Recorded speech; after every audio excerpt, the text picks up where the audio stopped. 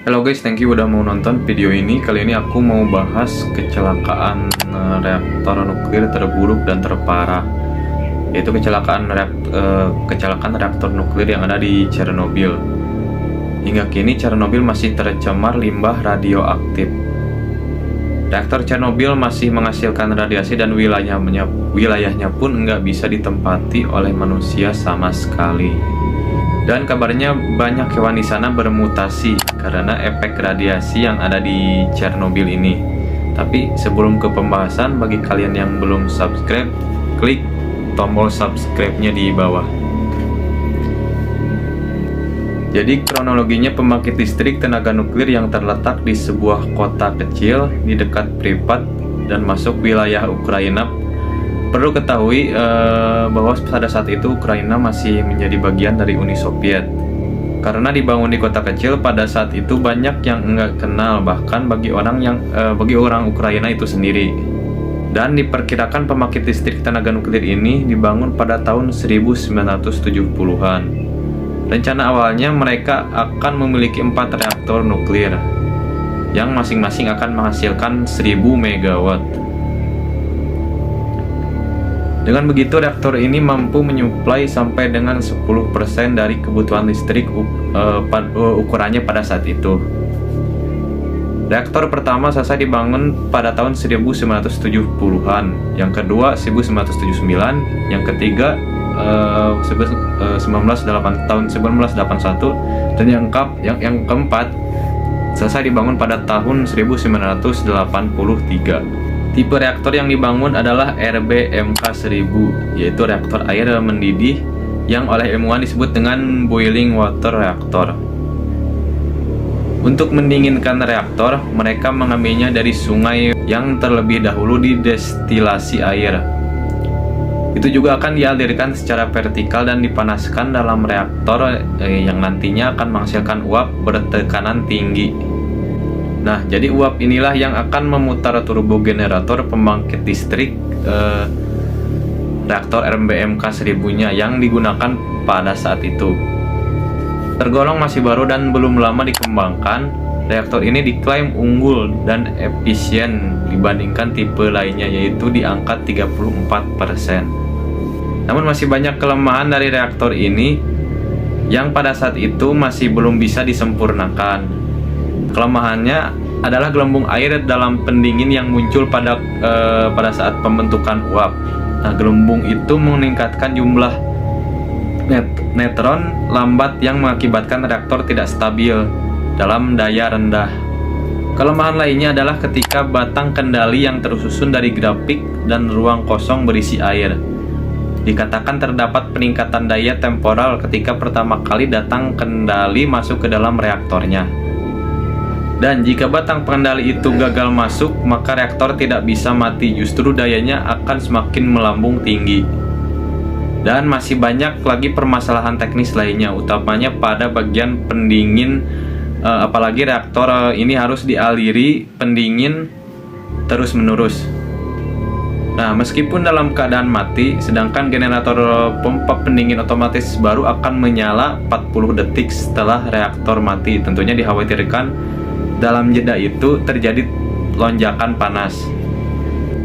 Nampaknya semua masalah teknis itu belum selesai. Ini pun sepertinya terkendala dengan biaya, terlihat dari konstruksi beton yang dibangun oleh mereka.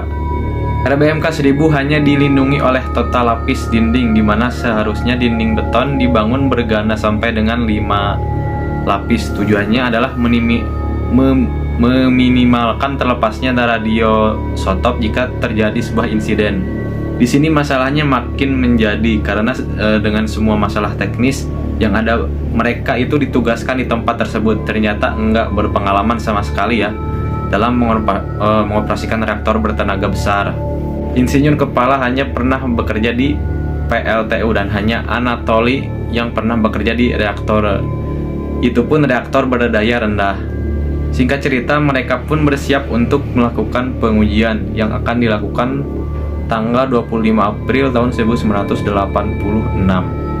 Tidak diketahui dengan pasti apa pertimbangan mereka mematikan sistem pendingin darurat yang ada dalam prosedurnya.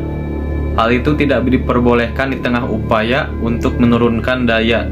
Tiba-tiba otoritas pemerintah menghubungi meminta mereka tetap memasok listrik ya sampai setidaknya pukul 11 malam. Di saat itu mesin reaktor sudah terlanjur diturunkan ke 1600 MW sehingga mereka menghentikan penurunan dan menjaga reaktor tetap bekerja dengan output 50%. Perlu diketahui sistem pendingin darurat yang mereka matikan tidak dinyalakan kembali pada malam itu. Tepat pada jam 11 malam pergantian shift, 2 orang operator datang untuk melakukan prosedur. Daya reaktor perlahan diturunkan hingga 700 sampai 1000 MW dengan prosedur memasukkan batang kendali otomatis.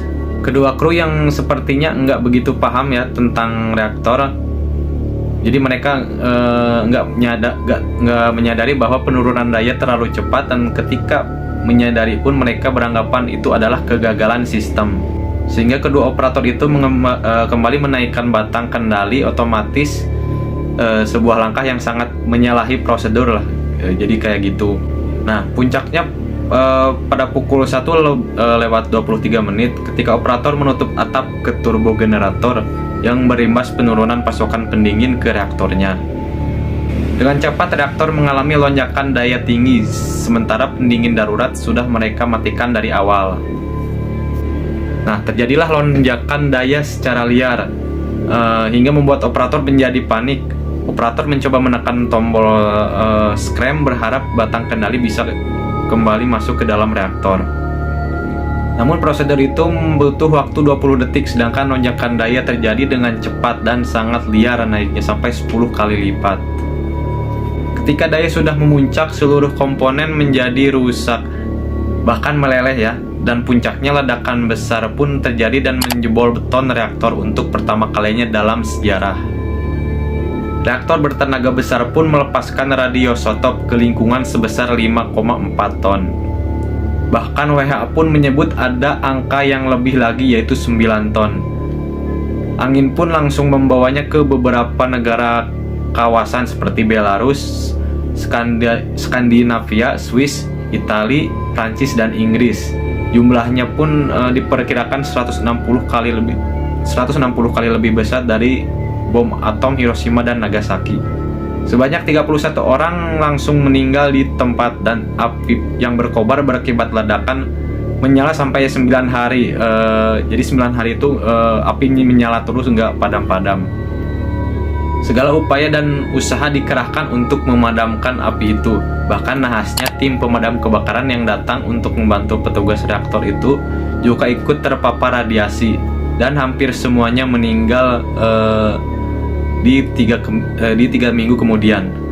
Bagaimanapun yang mereka padamkan adalah reaktor bolong yang masih memaparkan 1000 ronsen per detik, sedangkan batas yang bisa mengakibatkan kematian adalah 0,028 ronsen per detik. Radiasi berat menyebar dengan cepat hingga 18 mil. Semua yang tercakup di dalamnya harus dievakuasi, yang jumlahnya mencapai lebih dari 100.000 orang. Sedangkan sehari setelahnya mereka baru bisa mengevakuasi 50.000 orang. Tentunya ada ribuan bahkan ratusan ribu orang yang terkena radiosotop ini. Dan kalau bicara mengenai jumlah korban, sulit banget untuk memastikan, apalagi paparan radiosotopnya juga sampai ke negara-negara lain bertahun-tahun. Nah, setelah kejadian pada tahun 1995, pemerintah Ukraina mengakui jika jumlah yang meninggal mencapai 1.250 orang. Jadi sekitar 50.000 orang meninggal gak lama setelah peristiwa ledakan, sedangkan yang lainnya terkena kanker sebelum akhirnya ikut meninggal secara keseluruhan.